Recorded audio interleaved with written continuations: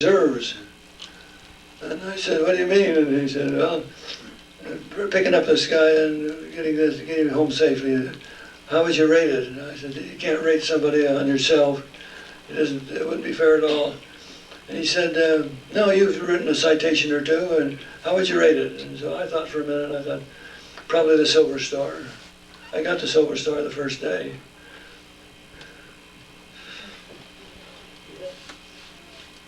Excuse me.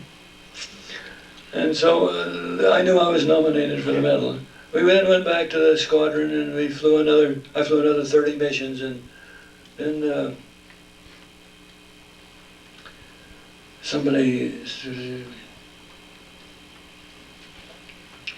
group commander called me in one day and he said, here's two regulations, 5th Air Force regulation and Air Force regulation. Read them, give them to your squadron commander and have him call me. So he did, and it tells you in there that you can't, they don't want you to fly in combat after you've been nominated for the medal or received the medal. I think it's mainly because of the problems you have if you're taken prisoner. They work you pretty bad. So they thought, the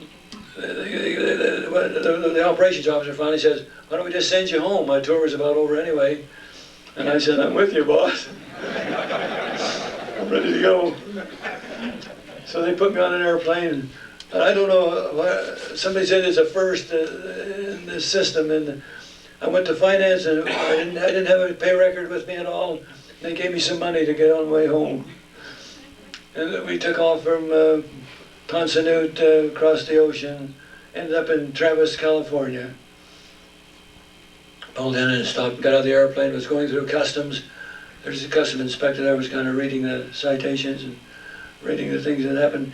And there's a guy in an orange flying suit standing right behind us, and he said to me, are you Bernie Fisher? And I said, yes. He says, come with me, let the customs people take care of your bags, they'll get them to you. You come with me. So we went out the east door of the base operations at Travis, and there was a T-33 all shined up. It says Idaho Air National Guard on the side of it. He said, jump in and it's yours. And we headed for Boise. And we come in over the Rome intersection, which is about 100 miles out of Boise. And there was 4 F-102s orbiting out there. They split up into two flights and each flight joined on a wing, and we had a 5-ship flyby going to Boise. We come down over the airfield and made one nice pass and 1,500 foot across the run.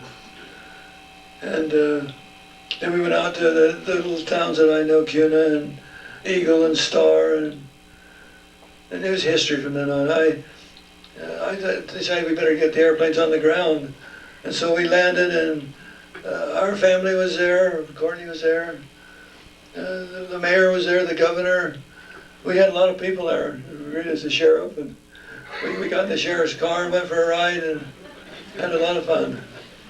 And it was kind of history from then on. We went to Germany, and a year later the president sent me a message and said he wanted to see me in the White House at a certain time and date, and we knew what it was about. And so I headed for Washington, and we were made welcome, and they presented the medal to me. I think that's about all. I probably need to leave some room for you to ask some questions if you'd like. Is that okay? Sure.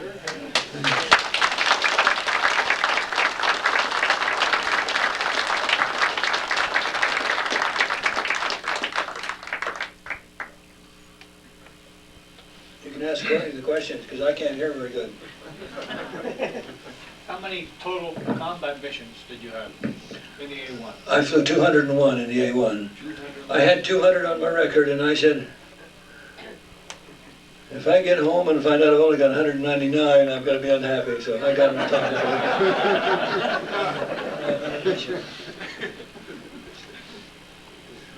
to the missions in an A-1 run from about, probably with no tanks and clean, 2.5-hour missions to the treasury missions up into the north in the rescue. And then we carried 7.5 gallons of fuel in the airplane. This engine has got the Wright 3350 in it. It's different than most engines. The Pratt & Whitney engines, when the oil is wiped down back to the crankcase, is to clean it out. In this airplane, they pump the oil into the engine for cooling. It's a hot airplane, it's a hot engine, and so they have to pump oil in there to keep it from getting too hot. Anybody else have any questions? The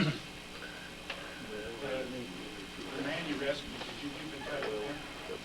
The man you rescued, did you keep in touch with him? Yes, Jump Myers, he came home. I don't know how to put this, I don't want to step on anybody's toes. He went to Hurlburt Field and was assigned as an instructor. In the process, the airplane that I flew over there, the chief of maintenance had got some people together and fixed the airplane.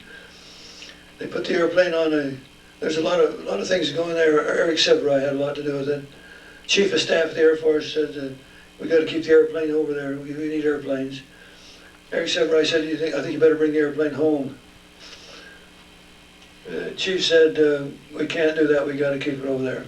About 2 weeks later, the chief called and said, General McConnell, said, guess what, Bernie, we're going to send your airplane home. So he took the airplane down, somebody took the airplane down to Cameron Bay. They put it on an aircraft carrier, brought it back into Miramar. When it was ready to go, Jump Myers, the guy I picked up, left the training command, flew out to Miramar, California, picked up the A1E and flew it into Hurlburt Field, Florida. Stayed overnight there for just a short period of time, and then it went on up to Wright-Patterson Air Force Base. And that's where it sits today.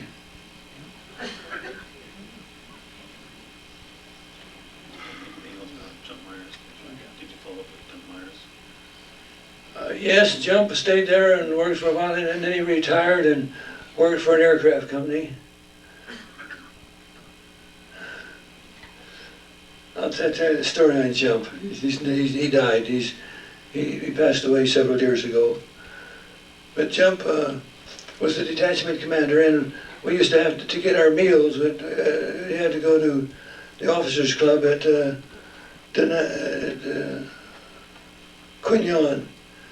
And there's curfew over there. At 10 o'clock, you have to be off the street and in your quarters. Well, Jump was, we get back from a mission sometimes after 10 o'clock, and we'd go through the gate, and they wouldn't let us go through because it's curfew hour. And one day, Jump come up, and I think he might have had a lemonade under his belt. He pulled up to the gate, and the guard says, "Halt, you can't go out. It's a curfew, you got to stay here." And he said,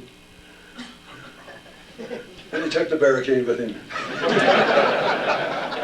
They chased it about 2 blocks down the street, and finally they stopped him. And everything would have been all right, but his name was Myers, Jump Myers. There was a general, brigadier general in the Army, in the security police. Brigadier general came into the base the next day and read this citation in the log. What's this, he says, this happened, and we're gonna not be too hard on him, I guess. And he said, no, we're gonna prosecute him.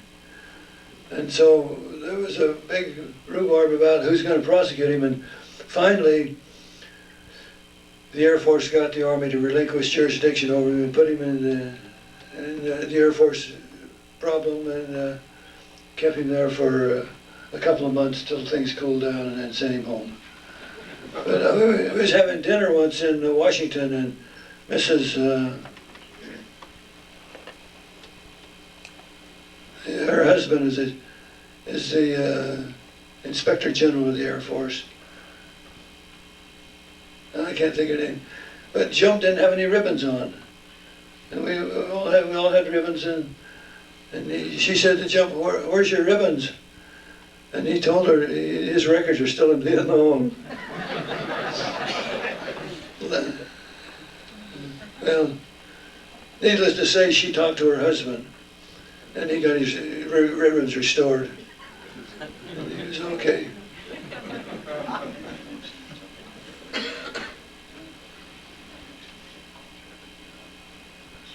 Oh, Courtney just mentioned something that every year on March the 10th, Jim Myers would call me on the telephone.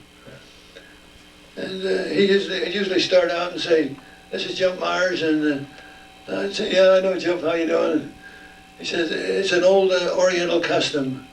If you save somebody's life, you're responsible for them." And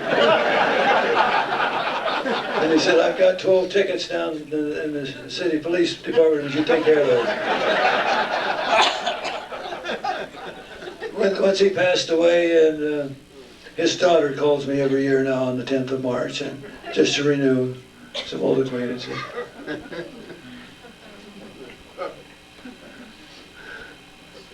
Chump wasn't the most sterlingest person individual, I guess. He worked his way through college in the pool hall.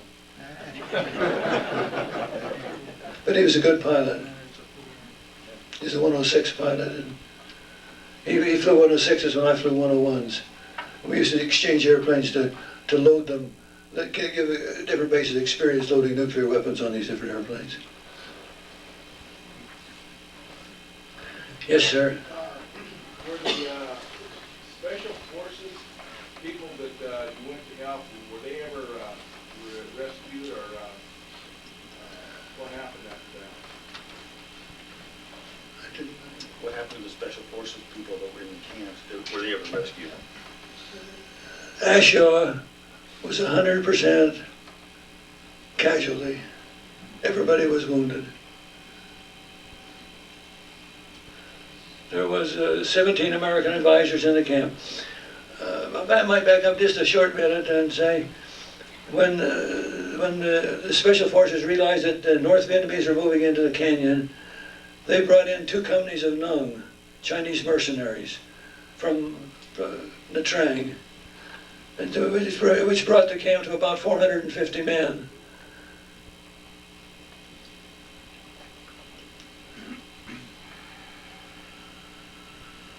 Just the train's out there.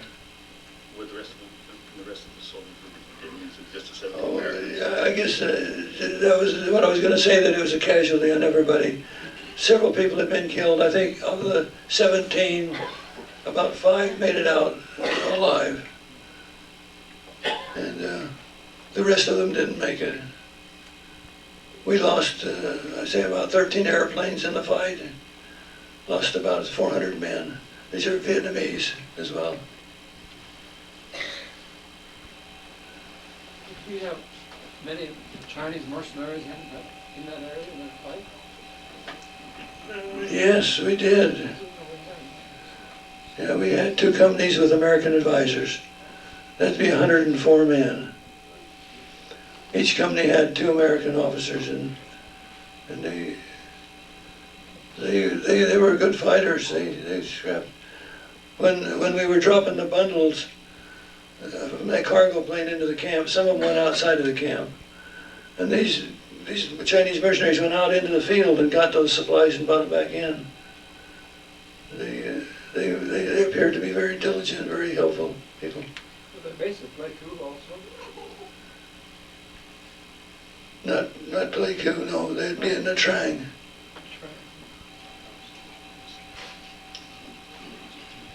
Did your father stay in the service after he came back to the States, or? How long did you stay in the service after you came back to the States? Well, we went to Germany, 27 years. You made it a career then? Yes. We went to Germany for 3 years, and they upgraded from the 102s to the 104s and the F4s. And we decided that we wanted to come home after that. So we came home, and then I got a job at Homestead, Florida earlier in my career. I don't know how many of you, probably most of you know what a 104 is, F-104 Starfighter. I've got about 1,000 hours in one of those. That's probably the best airplane I've ever flown. It does things that you wouldn't expect it to do. it'll go Mach 2, twice the speed of sound. It'll go almost to 100,000 feet, not quite. The Canadians have one with a British main engine in it. They took it to 108,000 feet. The airframe, once you get to Mach 2, you kind of watch for a red light on the instrument panel.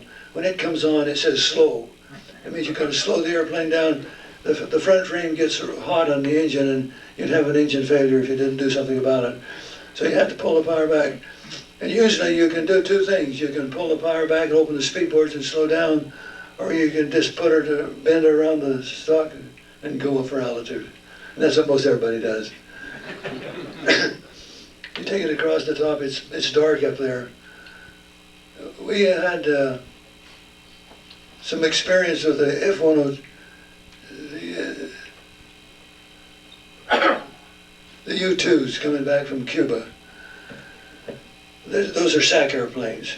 And somewhere along the line, we wanted to run intercepts on them. And so, I don't know who, somebody at one of the club meetings, I guess, decided that we could run on them. And so we would, when they come back after the run in Cuba, we'd make passes on them. And they would be coming back 70 plus. And we could take and go up the tailpipe of those U-2s and get a fire, simulate a fire signal on them and simulating the flight. But the air's pretty thin up there. And the U-2s had to stay subsonic, and we had to, we couldn't go by them supersonic because of the shock wave. But we got to run on them, and we had most everybody checked out, and one day we got a message from SAC headquarters said that we've been cleared to run on the U-2s. And that makes you kind of red-faced. You didn't read the rules right. And said, well, we've been running on them for several months now, since you can't do that because you can't get up to their altitude. We said, yes, we can. So they gave us cameras to take along with the, I guess, the pressure sensor devices on them. And so we took pictures of them. We'd make a pass on one and take a picture. And then they did some more exotic work with us. And then finally they said, the mission now is to devise tactics so that a MiG-21 can do what can he get away with at altitude? And so some of the tactics are developed that way, I think. But I'll have to, I got time to. Oh, you've got time.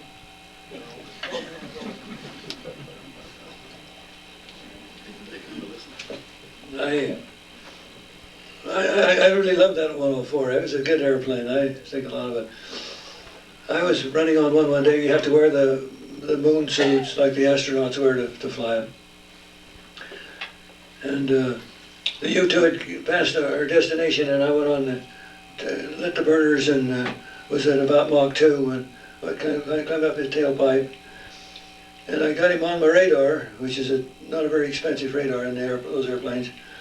Got him on the radar, and I yanked the airplane to the left and climbed high.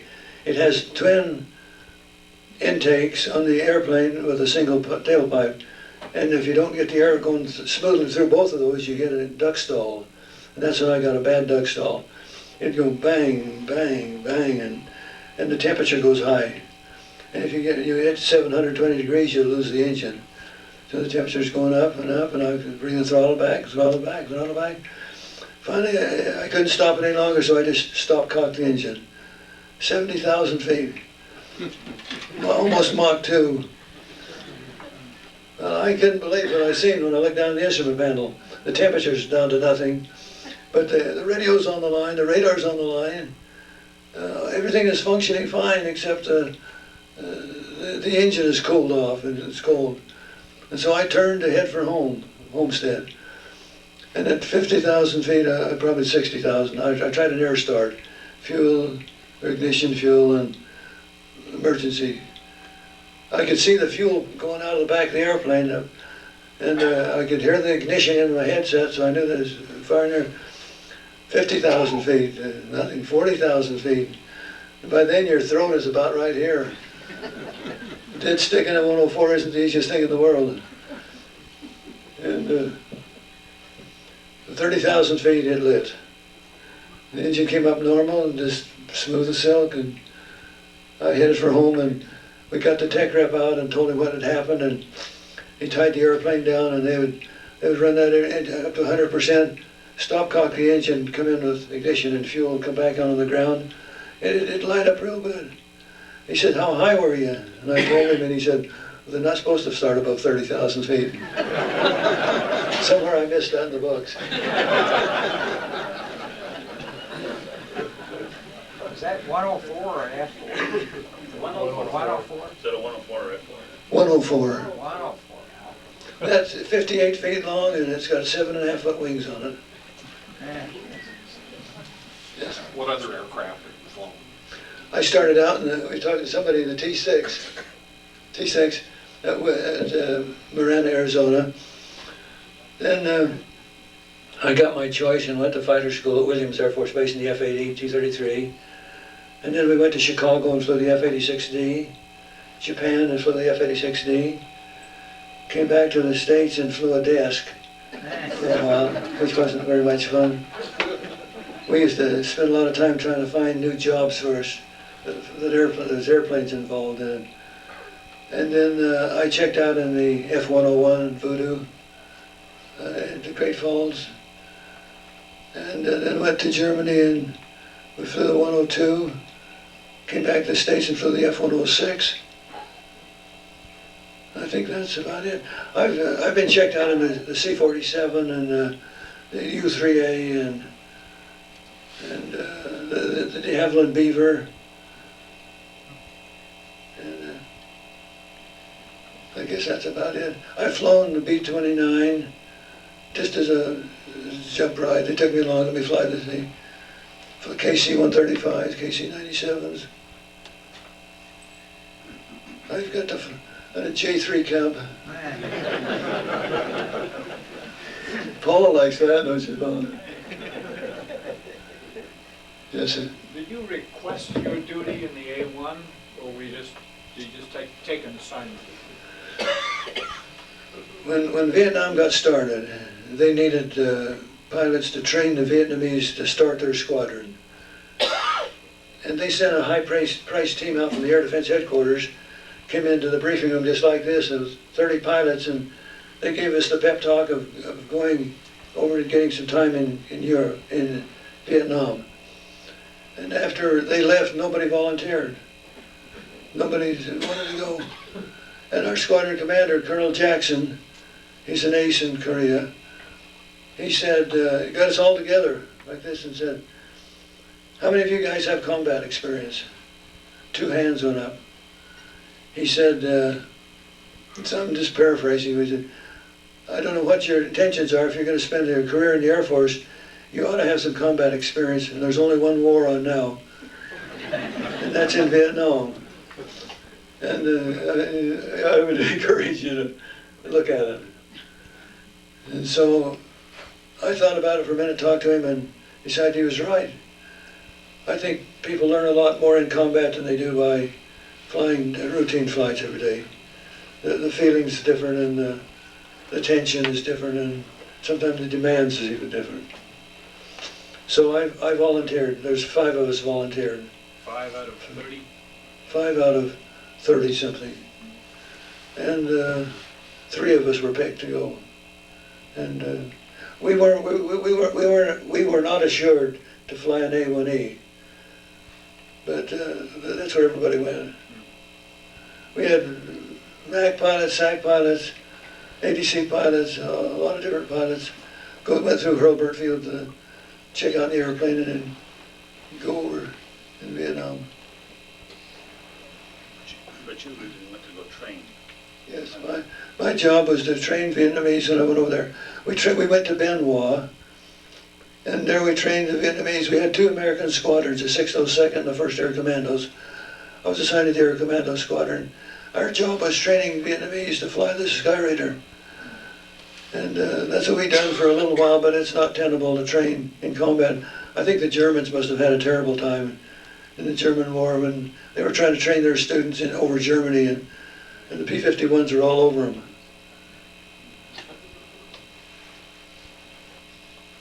My neck's getting tired, I'm gonna sit down a minute.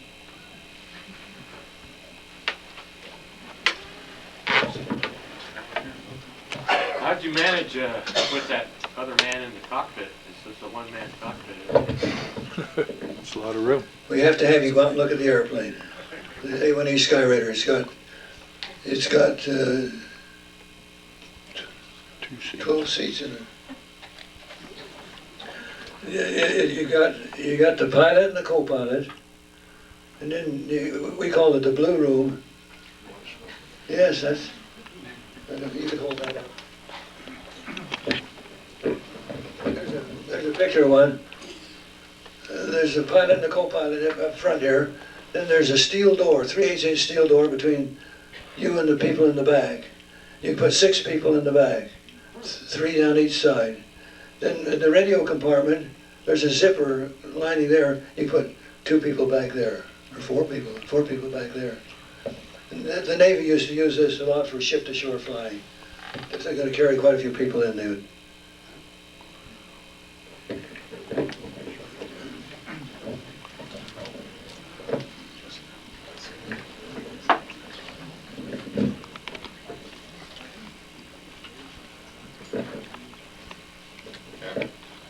So you flew it singly, but you had all those extra cockpits in there? Or the, Yes, that's right. Well, It had 2 front seats in it, so you use it to train pilots, train the Vietnamese. the Navy flew a version of this thing that was just a single-seater, wasn't it? Yes, it's an H model. And we after I left the squadron, they started getting H models in. It was about the same airplane, but it would go a little bit faster, and otherwise it was the same kind of airplane. I had a question, Bernie. Would you tell us a little bit about the book that's being prepared of your experiences? When will it be published, et cetera, et cetera? Well, I just got a call from the author day before yesterday, and he said it's done. It's finished. There's about 14 chapters in there. And it's a good book. I enjoyed reading it. It brings tears to your eyes once in a while. But I guess they'll market it if somebody wants to buy it. At the time of an author. Jerry.